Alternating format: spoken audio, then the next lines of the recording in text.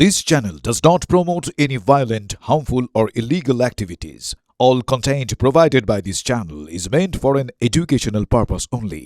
নদিয়ার নাকাশিপাড়ায় খুন কংগ্রেস নেতা, কংগ্রেসের ব্লক সভাপতি আনিসুর রহমান ও তার আইনজীবী ছেলেকে গুলি করে কুপিয়ে খুন।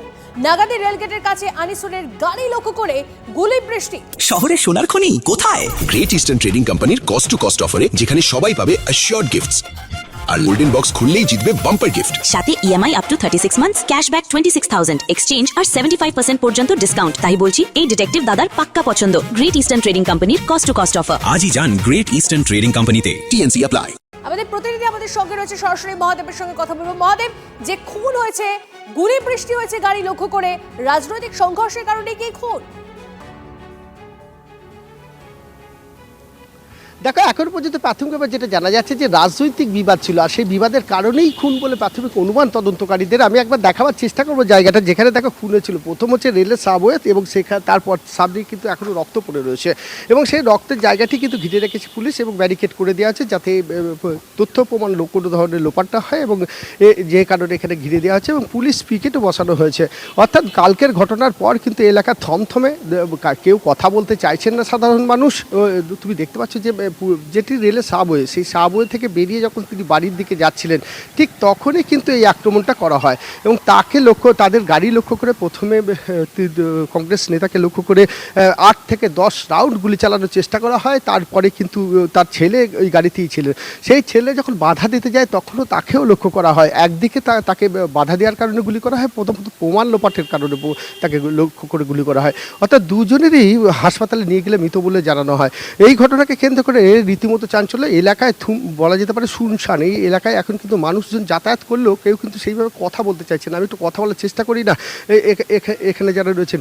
দাদা, কালকের এই যে ঘটনা ঘটেছিল, কি হয়েছিল? আমি সঠিক জানি না দাদা। আমার বাড়ি পাশের গ্রামে, আমি জানি না। না, শুনেছি লোকটা ভালো ছিল, এইটুকুই। হ্যাঁ, না সেটা দাদা জানি না। মহাদেব, যদি একটু ঘুরিয়ে দেখাও কোন দিক থেকে গাড়ি আসে, কিভাবে তাদের লক্ষ্য করে গুলি চালানো হয়, সেটা যদি আরেকবার দেখাও।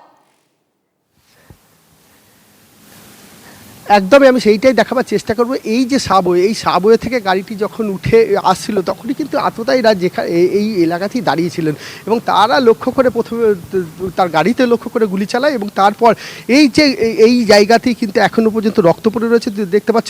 সেই জায়গাতে তাদের গাড়ি কিন্তু ঝাঁচড়া হয়ে যায়। একাধিক গুলি চালানো হয়, 10 থেকে 12 রাউন্ডেরও বেশি গুলি চালানো হয়েছে, এমনটি কিন্তু মনে করা হচ্ছে। এবং এখানেই তারা কোনো জায়গায় লুকিয়েছিল, এবং যে এলাকাটা আমি একটু দেখানোর চেষ্টা করি। দেখো, এলাকাটা পাটের চাষ রয়েছে, পাট কাঠি রয়েছে। বিভিন্ন জায়গাতে রাতের অন্ধকারে এরা থাকার একটা আশ্রয় নিয়েছিল, এবং তারা বুঝতে পেরেছিল যে গাড়িটা এই দিক দিয়ে যখন তারা বাড়ি ফিরবে, ঠিক এই রাস্তা ধরেই তার বাড়ি ফেরার কথা। তুমি দেখতে পাচ্ছ যে রেল গেট রয়েছে, আমার আরো একটা প্রশ্ন, আনিসুরের পরিবার, তাদের অভিযোগ যেটা রয়েছে, তাহলে এই হামলার মাস্টারমাইন্ড জেলবন্দি তৃণমূল নেতা জুব্বার শেখ। একটু কানেকশনটা যদি বলো। একদমই, দেখো, যার বিরুদ্ধে অভিযোগ হচ্ছে, তিনি একটা সময় সিপিএম করতেন, পরবর্তীকালে তিনি তৃণমূলের নেতা, এবং সেই তৃণমূলের নেতা তার কিন্তু ধীরে ধীরে প্রভাব অনেকটা কমে যাচ্ছিল, পায়ের তলার মাটি হারাচ্ছিল। এই যে তৃণমূল নেতা, কংগ্রেস নেতা মারা গেছে, তার কিন্তু সংগঠন যথেষ্ট শক্তিশালী হচ্ছিল এই এলাকায়। মূলত কংগ্রেসের শক্তিশালী হওয়ার কারণে তার সাথে একটা বিবাদ তৈরি হচ্ছিল, যে কারণে যেটা তদন্তকারীরা মনে করছেন যে সে জেলে বসেই কিন্তু এই পরিকল্পনা করেছিল, বা তাকে খুন করার ছক করেছিল। কিন্তু যখন তাকে খুন করতে যায়, তখন তার গাড়িতেই ছিল তার ছেলে প্রতিবাদ করতে যায়। বাবাকে যখন খুন করা হয়, ছেলে যখন প্রতিবাদ করতে যায়, তখন ছেলেকেও কিন্তু গুলি করা হয়, একাধিক গুলি করা হয়। গুলিতে প্রায় ঝাঁঝরা হয়ে যায়, ক্ষতবিক্ষত হয়ে যায় তাদের জীবন। সে রক্তের নমুনা এখনো পড়ে রয়েছে, সে রক্ত দেখলেই বোঝা যাচ্ছে যে কি পরিমাণ গুলি চালানো হয়েছিল।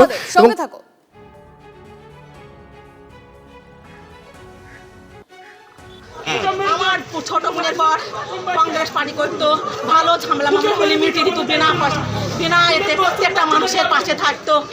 সেই বোনাইকে জুব্বারের হিংসা হতো, ও কেন করছে আমি পাচ্ছি নি, সেই জুব্বার লোক দিয়ে ওকে খুন করে দিল গো।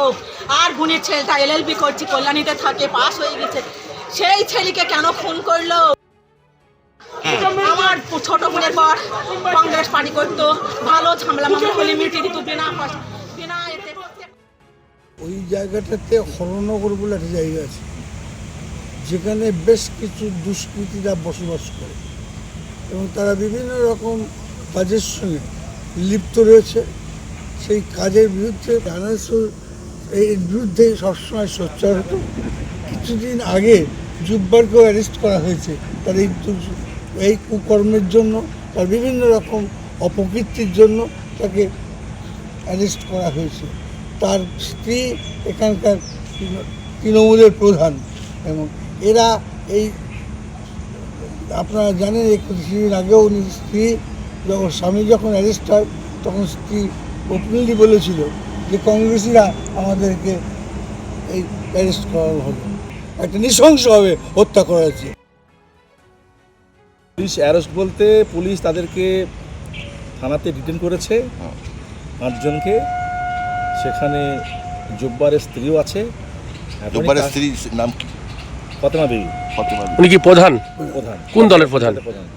কোন দলের? হরনগর পঞ্চায়েতের তৃণমূলের প্রধান। কংগ্রেস কাপুরুষের দল নয়, কংগ্রেস বীরের দল। আজকে যদি কংগ্রেস কাপুরুষ হতো তাহলে পারে আমরা এইভাবে ময়দানে থাকতাম না। আমরা মোটেই বিচলিত নই, আমরা ভীত সন্ত্রস্ত নই। নদিয়ায় কংগ্রেস নেতা ও তার ছেলে খুনের তীব্র নিন্দা অধীর চৌধুরীর। সোশ্যাল সাইটে কংগ্রেস নেতা লিখেছেন, ভয় আউট ভরসা ইনের স্লোগান দিয়ে ক্ষমতায় এসেছে এই সরকার। সেখানে স্বাধীনতা দিবসের দিনে এমন জঘন্য ঘটনা মানুষের নিরাপত্তা ও স্বাধীনভাবে রাজনীতি করার অধিকারের প্রশ্ন তুলে দেয়। সঠিক ও নিরপেক্ষ তদন্ত, দোষীদের দৃষ্টান্তমূলক শাস্তির দাবি জানাচ্ছি। কঠিন সময় কংগ্রেস পরিবার স্বজন হারাদের পাশে আছে এবং তাদের ন্যায় বিচারের লড়াই এগিয়ে নিয়ে যাবে। 4 মে 2026-এর পর থেকে এ রাজ্যে টার্গেট সংখ্যালঘুরা, সংখ্যালঘু মুসলিম এবং বিরোধী কণ্ঠস্বর। আমরা শোকাহত। আমার বন্ধু আনিসুর সহযোদ্ধা আগামীকাল 16ই আগস্ট সারা রাজ্য জুড়ে নৃশংস হত্যাকাণ্ডের বিরুদ্ধে কংগ্রেস কালা দিবস পালন করবে। আসুন, এই লড়াই শুধু কংগ্রেসের লড়াই নয়, এই লড়াই গণতন্ত্র প্রিয় মানুষের লড়াই। এই ধরনের হিংসা তো বরদাস্ত করা হবে না, নিশ্চয়ই এই ব্যাপারে পুলিশ প্রশাসন সক্রিয় হবে। কিন্তু পুরনো ঝগড়া যেগুলো রয়ে গেছে, এই যে এত বছর পশ্চিমবঙ্গ হিংসার রাজনীতি করে এসে দেখে এসে, আর কিছু কিছু লোক এরকম আছে, দাগি লোক, সমাজ বিরোধী, তারা রাজনীতি এসে গেছে, তারা নেতা হয়ে গেছে, এমএলএমপি পর্যন্ত হয়ে গেছে, তাদের পুরনো রেকর্ড আছে, তার থেকে এখনও কিছু ডিস্টার্ব হচ্ছে। আমার মনে হয় ঠিক সময় এগুলো সব আর এর সমাধান হবে।